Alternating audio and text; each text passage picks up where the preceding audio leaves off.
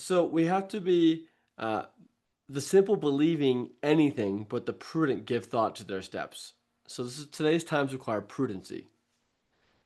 And let's look at the baseline. Do not give what is holy to dogs, nor cast your pearls before swine. In modern, what that means is, when the Holy Spirit has given us such a gift, and there's times when it's not welcome to be received, and that's not wisdom it gives us, and that's not the time to keep casting it. It's time to turn away and no longer keep sharing in that moment. Casting pearls of swine. It's an operational intelligence. It assumes a threat. It warns of exposure. It calls for surveillance. So that's what it's really about. It's about surveillance and discernment. So as we share the gospel, as we share our testimony, we have to be cautious as well. Okay, as well. So, okay, so let's decode this. Pearls equals classified revelation. Revelation. Just like sensitive intel, pearls are not released without clearance. So the wisdom of the scriptures is a gift, especially through the lens of design law, and this is wisdom. These are pearls of wisdom, and we want to have clearance to share them, because if you share them without clearance, and people, then ultimately it can really backfire. So when people ask us questions, remember not every question is sincere, and not every single person is safe to cast these pearls to. It's important to continually discern this. It is the glory of God to conceal a matter. Different way of thinking. Your knowledge is not your weapon, it's your stewardship. So, swine, decoding what swine means is unsecured channels. Do not cast pearls to swine. Do not cast wisdom to unsecured channels. Translation. They actually consume simply for gain, not growth. And they often distort and then they weaponize against you. This is how it works.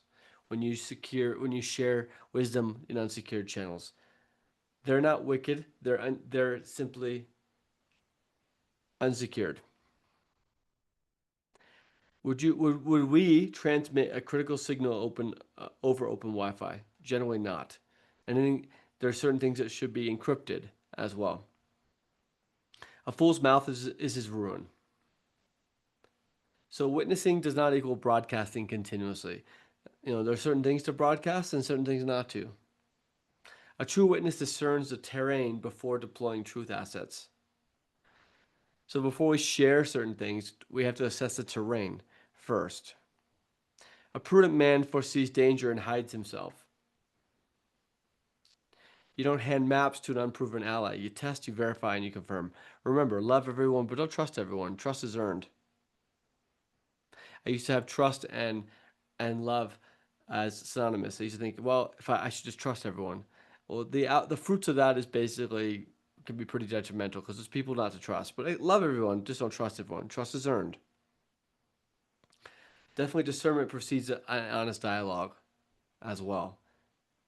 I know for myself, I've had dialogues where I wasn't prudent about who I was talking with and their intentions as well. Here's when you know you're being scanned. Okay, this is discernment. When the questions are continually baited. Another is when you have there's a tone. There's a tone about it. Who do you think this is? There's an energetic tone about it. They're not seeking clarity. There's just anger. They shift the focus when the truth hits. Whenever the truth starts to hit, they change the focus. This is a discernment tool. When you feel pressure to speak quickly, there's a lot of pressure to speak quickly or to defend. If you have that inclination, generally you're being scanned. If there's plenty of time, space, then this is not. Then generally they're curious.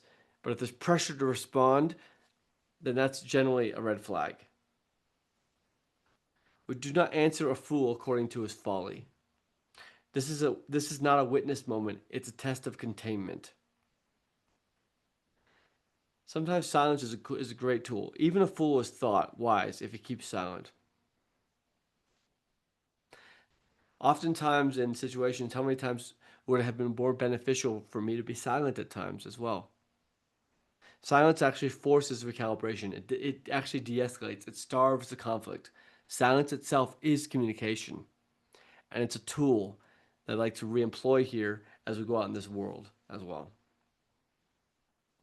If the motive is unclear, default to silence. So if you're not clear about the motive, I've walked into rooms where I'm not sure about the lay of the territory, so I'll listen for a while before stating anything. It's like a really big meeting. Before you start stating your opinion and where things are, you could keep casting pearls of swine. Doesn't it make sense to stay silent for a little while and assess the territory?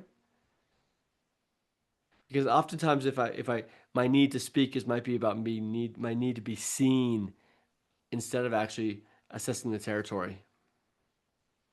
We need to let the enemy reveal things before you disclose anything at times. Use ask backs to maintain control. Instead of answering, ask, what do you mean by that? Just curious. What are you hoping to I'll say? Just be curious. Why does that interest you? So before, if they ask you a question, maybe ask one more question back to discern. Well, tell me what had you ask the question. Or if the Holy Spirit's prompting you to start witnessing immediately, then listen, obviously. But there's a time to just say, what do you mean by that? And check in first.